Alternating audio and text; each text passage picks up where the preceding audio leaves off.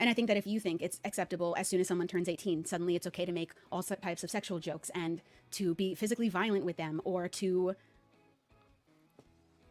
I just think it's despicable. Don't mess with teenagers. What are you doing? Sorry to say this, but Mr. Troll no longer likes you.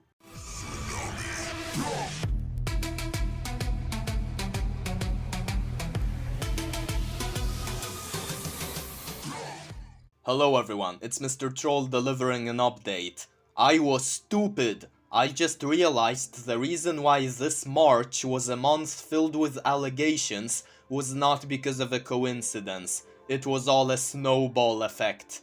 Shelby, accusing Wilbur Soot of doing horrible things, encouraged other people to speak up against their abusers. Sometimes it was more justified, sometimes less.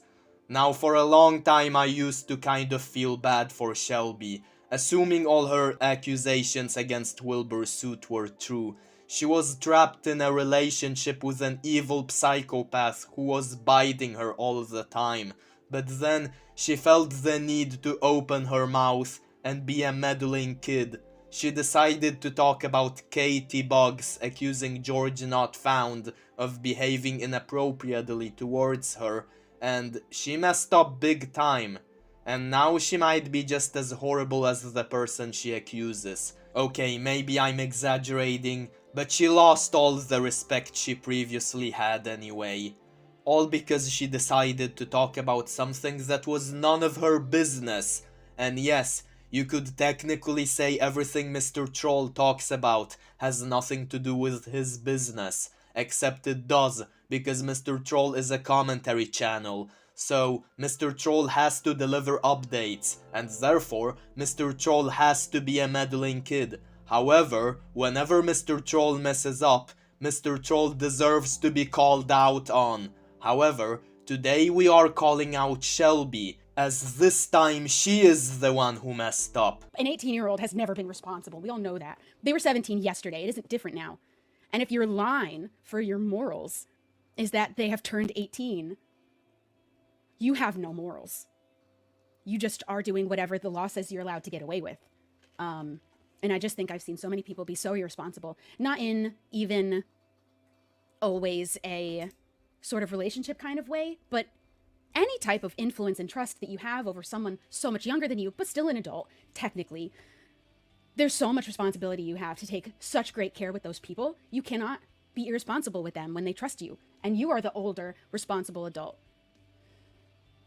And when you have so many teenagers in your audience, and those are the people that prop you up, but you're willing to show that you don't, I don't know. The message is great, but the delivery is just embarrassingly incompetent. She's basically talking about relationships where the one who is much older typically manipulates the younger one, which I can understand, but the fact that she seems to have this protect 18 and 19-year-olds agenda, even though 18-year-olds are legally adults, and they are able to do whatever they want. There is so much responsibility in our hands when we are the older. And I think something that I've been thinking about a lot is this lie that I've heard a lot of people tell, but I do believe comes from good intention. I just think that we need to stop saying it.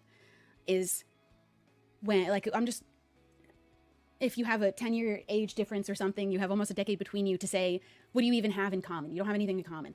That isn't true. That isn't true. Of course we have things in common. I play Minecraft, and you all play Minecraft. And I think that it's kind of a lie to make it seem like there's nothing that you'd have in common, when of course we do. And what it might do now is give an opportunity to someone older to say, hey, we have this age gap between us. You're 18, I'm 26, 27, whatever, plus. And we're not supposed to have anything in common, but we do. And so it's special and it's unique and it's different. Of course we have things in common. Of course we do. And that's so important when we do have friendships. And it's so important, I think, also to have those friendships so that these younger adults have people that they can go to that are outside of their parents. It isn't the same, that they can trust and can go to and know that they're going to someone who will be responsible with them and they will not be careless with them. But people take advantage of that. I don't think it's ever okay. I don't think it's ever okay to mess with teenagers. The way she goes on and on about how 18 and 19-year-olds are teenagers and need to be protected, it's like, no, you're providing the wrong solution here. How about, instead of protecting 18 and 19-year-olds, we just protect everyone from being manipulated, okay?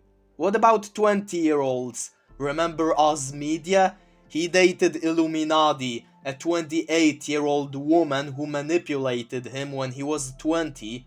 Yes, the age gap typically makes a difference, but the fact that she talks specifically about 18-year-olds is because she's trying to frame GeorgeNotFound as a pedo, even though that 18-year-old, Katie Boggs, decided to drink alcohol even though the legal drinking age in the US is 21. And so it's not really that she was unjustly taken advantage of by GeorgeNotFound. It was more her decision to show up there and break the law for underage drinking. Now, that does not justify GeorgeNotFound from being inappropriate around her, but here's the thing. I don't think GeorgeNotFound was being inappropriate around her whatsoever. I think all the allegations made against GeorgeNotFound are pure cap, and that's because I haven't seen any evidence supporting them. And I said this on Lexi's stream, and I'll say it again on mine.